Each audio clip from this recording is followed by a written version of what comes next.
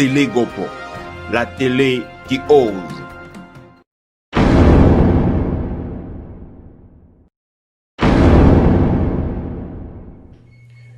Bonsoir. Revenons sur la question de l'enrôlement 2020 dans cet élément que nous titrons Enrôlement 2020, prélude à un désastre, à un autre désastre. Pour 2020,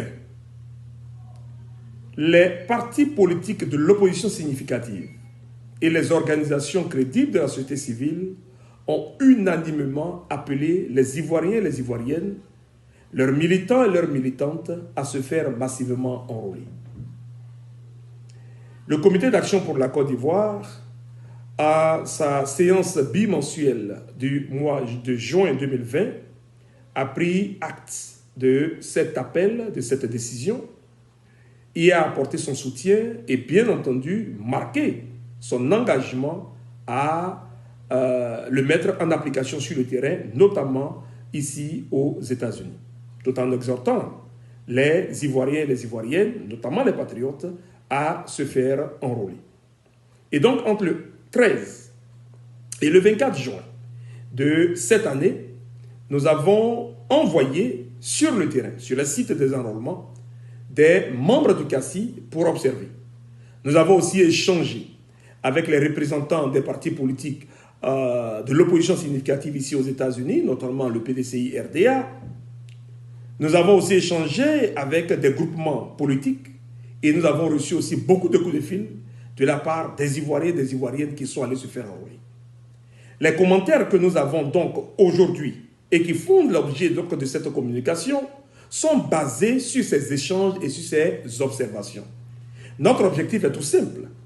Il s'agit ici de porter à l'attention de la classe politique ivoirienne, tout ensemble, des dysfonctionnements qui préparent pour nous le terrain à un autre désastre électoral et bien entendu à la perpétuation de l'instabilité politique en Côte d'Ivoire dans notre pays. Regardons d'abord la question de l'appel.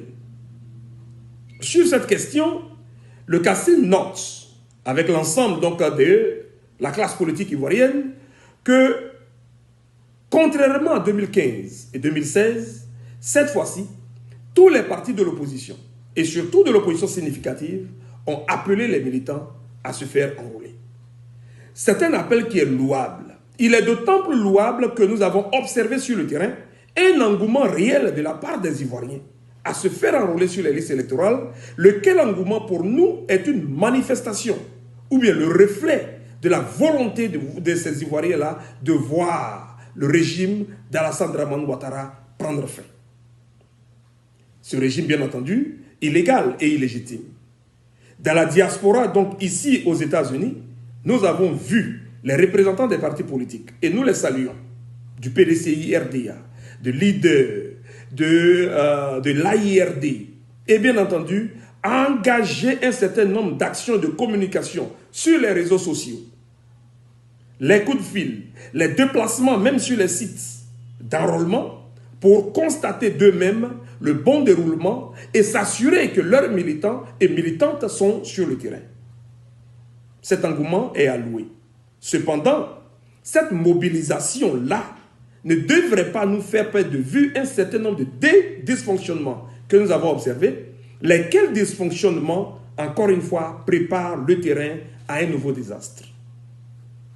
Regardons un peu ce de quoi nous parlons.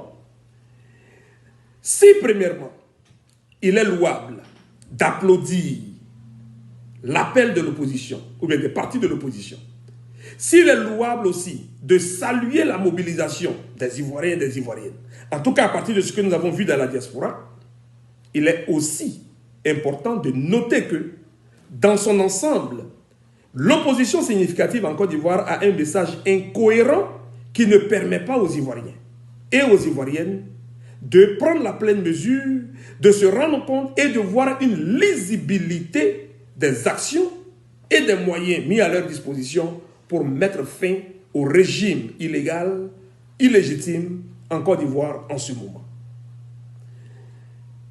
Prenons quelques exemples de ce que nous avons observé. Les questions suivantes restent posées. Premièrement, la breveté de la période de l'enrôlement. Même si, à partir du 24 juin, il y a une décision la prorogeant jusqu'au 30 juin, nous restons toujours dans une période très brève, qui ne permet pas effectivement un bon enrôlement, un bon processus d'enrôlement et un processus d'enrôlement total. La question de la breveté donc reste posée. Une deuxième question qui reste posée, c'est la fiabilité du processus lui-même. Nous ne disons pas que les partis de l'opposition n'ont pas souligné cela. Bien entendu, ils ont eu à le faire. Mais la fiabilité du processus, de l'enrôlement lui-même, à plusieurs reprises, nous avons vu et dénoncé, vu, observé l'enrôlement donc de personnes étrangères sur les listes électorales, mais en même temps aussi, nous avons vu la présence des membres du RHDP dans les bureaux d'enrôlement, comme s'ils étaient eux-mêmes chargés de cet enrôlement-là. Ici, à Philadelphie, il y a eu donc plusieurs fois des vidéos qui ont circulé, des dames du GPS qui ont dénoncé cet état de fait.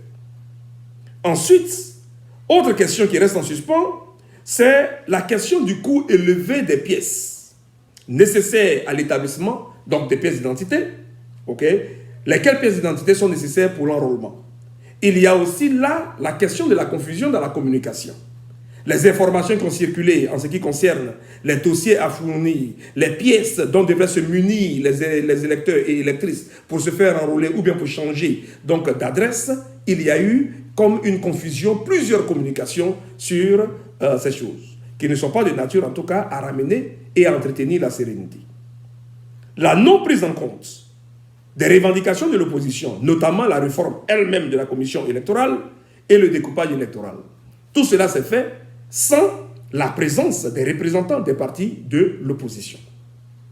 L'absence de sécurité sur l'étendue du territoire national est un autre fait qui peut entraver la bonne marche de ce processus d'enrôlement et même du processus électoral en lui-même.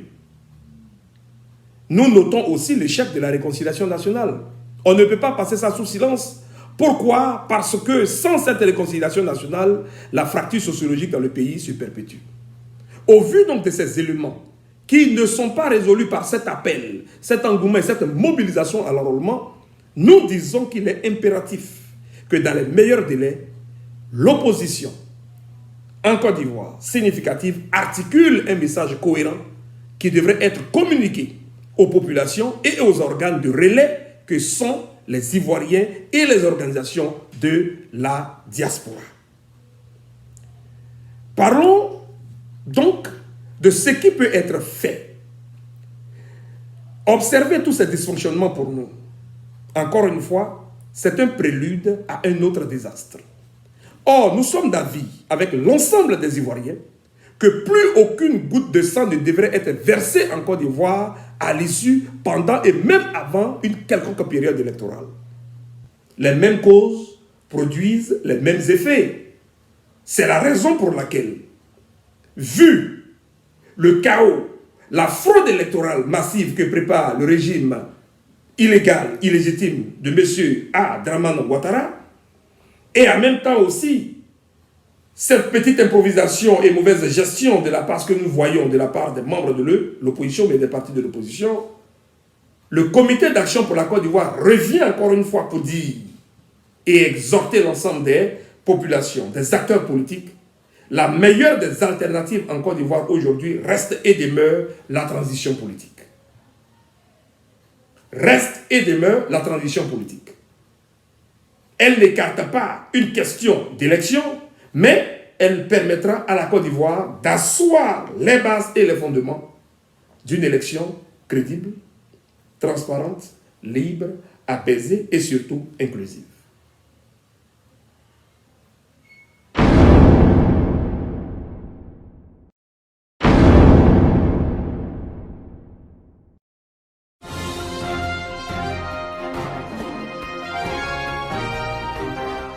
Télé Gopo, la télé qui ose.